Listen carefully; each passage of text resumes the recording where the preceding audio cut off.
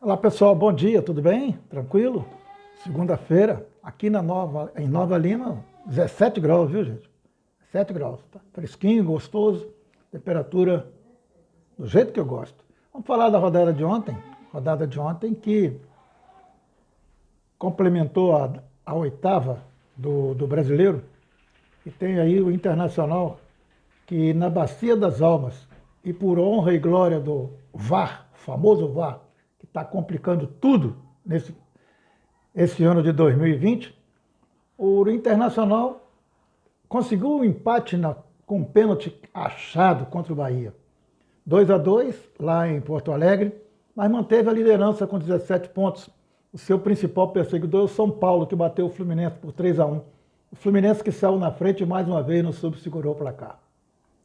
E Fluminense, quarta-feira é contra o Flamengo. E aí, como diz o Fernandinho, amigo meu, Fernandinho, o torcedor apaixonado do Fluminense, basta uma vitória sobre o Flamengo para tudo ficar tranquilo. Exatamente, basta uma vitória sobre o Flamengo para tudo ficar tranquilo. Mas ontem ficou intranquilo.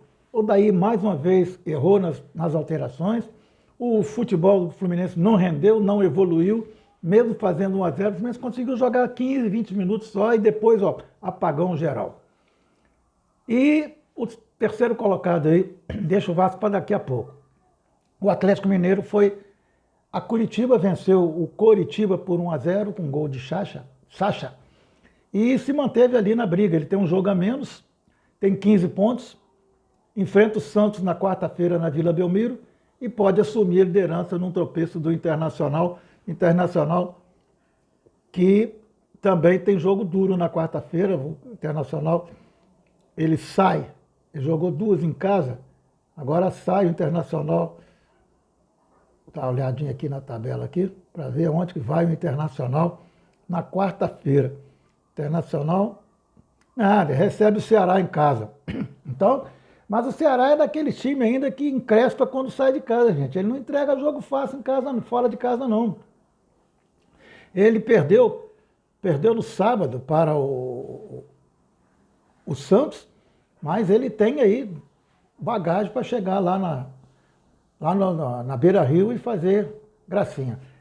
Isso, o Vasco. Que vitória bacana do Vasco. O Vasco subiu um pouco mais na tabela, foi lá para 17 pontos, para 14 pontos, também com um jogo a menos.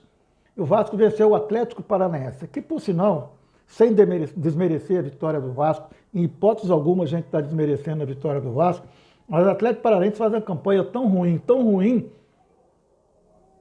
que bota aí uma interrogação. Só 1-0, aí eu explico. Vasco novamente desfalcado, Vasco novamente com o time todo baleado pela Covid. Então foi um grande resultado. Outro gol do Cano, mais um gol do artilheiro argentino, que já está chamado de brocador portenho. E que beleza. E deixou o Vasco numa boa na tabela de classificação. O Vasco hoje é o quarto colocado. Ele está acima, ele está vencendo o desafio contra o Flamengo no saldo de gols. O Vasco tem a vantagem no saldo de gols. E os dois com 14 pontos.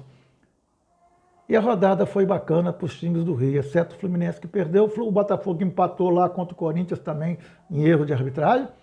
E aí tá. E agora um capítulo especial sobre o VAR, minha gente. O VAR está realmente apavorante. Essa é a palavra que eu posso usar. Está todo mundo querendo aparecer, está todo mundo querendo fazer gracinha, está todo mundo querendo dar um pitaco, tirando sarro no juiz do campo. Está na hora de dar uma parada, chamar os juízes, reunir, sentar, conversar e ver o que está acontecendo.